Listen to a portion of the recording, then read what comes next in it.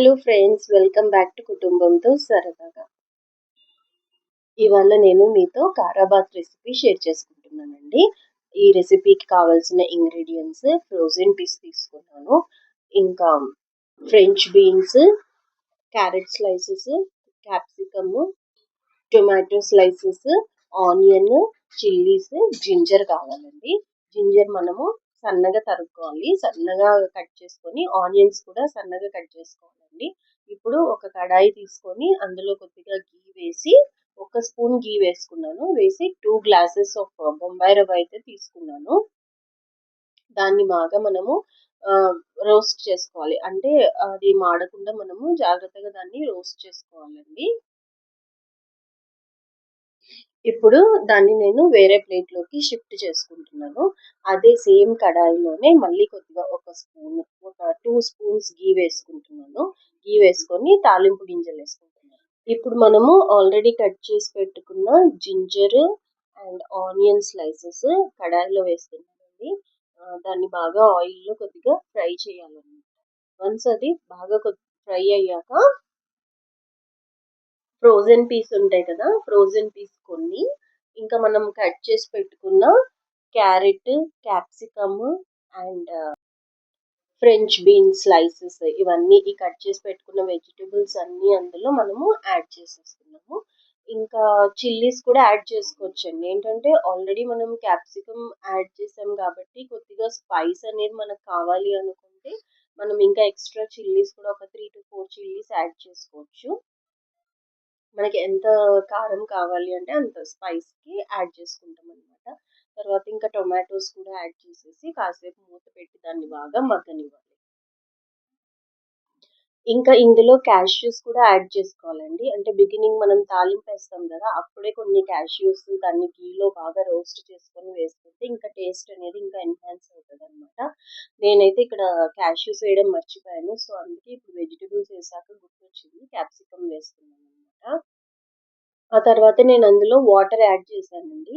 Water వచ్చేసి 2 glasses రవ్వకు నేను 5 to 6 glasses water add చేశాను అనమాట. ఇంకా సాల్ట్ అనేది కొద్దిగా అడ్జస్ట్ చేసుకోవాలి.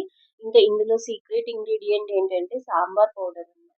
అంటే మనం ఇక్కడ ఏదో సాంబార్ పౌడర్ వాడొచ్చు, లేదంటే వాంగీబాత్ పౌడర్ కానీ, లేదంటే బిస్మిల్లాబాద్ పౌడర్ కూడా బాగుంటుంది. సో నా దగ్గర అయితే ఇప్పుడు సాంబార్ పౌడర్ ఉంది, సో నేను ఒక 1 స్పూన్ సాంబార్ పౌడర్ యాడ్ చేశాను.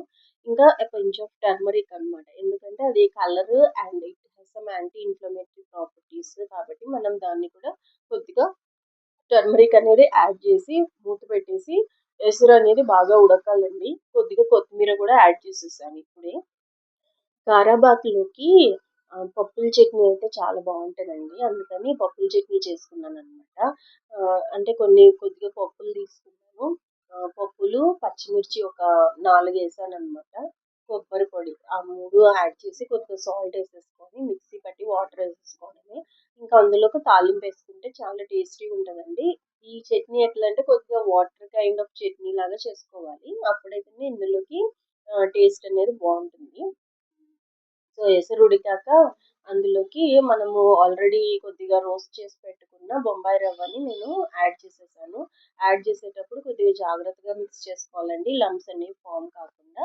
ఇంకా ఇప్పుడు ఇందులో కాసేపు మూత పెట్టేసి మగ్గనివ్వాలి, ఒక 2-3 మినిట్స్లో అయిపోతుంది. ఇందులో మనం కొద్దిగా లెమన్ అనేది స్క్వీజ్ చేసేసుకోవాలి. ఒక 1 స్పూన్ గీ యాడ్ చేసేసుకుంటే మన కారాబాత్ అనేది రెడీ అయిపోతుందండి.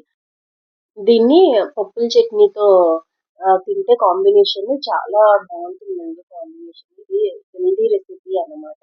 మనకు నైట్ డిన్నర్ లాగా లేదంటే మార్నింగ్ బ్రేక్ఫాస్ట్ లాగా బాగుంటుంది. ఇంకా ఏంటంటే ఇందులో నేను ఇంకా కొద్దిగా వెజిటబుల్స్ ఇంకా సన్నగా కట్ చేసి ఉండాల్సింది, సో మీరు చేసేటప్పుడు సన్నగా కట్ చేసుకోండి. డూ ట్రై దిస్ రెసిపీ అండి, హెల్తీ అండ్ టేస్టీ రెసిపీ అన్నమాట ఇది. ట్రై చేసి నాకు మీరు కమెంట్స్లో ఎలా ఉందో చెప్పండి. మా వీడియోస్ కనుక మీకు నచ్చినట్టయితే సబ్స్క్రైబ్ చేసుకోండి. అలానే బెల్ ఐకాన్ ఉంటుంది, ఆ బెల్ ఐకాన్ని క్లిక్ చేసి ఆల్ అని క్లిక్ చేయండి. సో దట్ మీకు నేను ఎప్పుడైనా మేము వీడియోస్ అప్లోడ్ చేసినప్పుడు మీకు నోటిఫికేషన్స్ అనేవి వస్తాయి. ఇంకా లైక్ చేయండి, షేర్ చేయండి, సపోర్ట్ చేయండి. Thank you for watching. Take care, bye.